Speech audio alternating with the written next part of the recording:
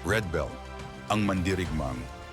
Hindi marunong magpatalo sa isang bayan kung saan ang martial arts ang batayan ng respeto, may dalawang magkapatid na mandirigma, si Red Belt ang nakatatandang kapatid na kilala sa kanyang tapang at lakas, at si alias Master ang mas bata ngunit may pambihirang talino sa pakikipaglaban. Si Red Belt ay isang mandirigmang walang inuurungan. Bilang panganay, lumaki siyang may paniniwalang siya ang dapat na pinakamahusay.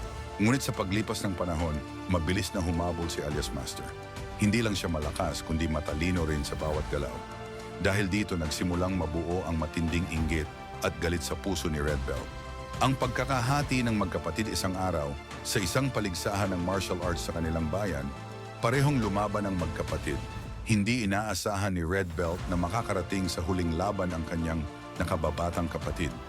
Sa huling round ng torneo, silang dalawa ang nagharap.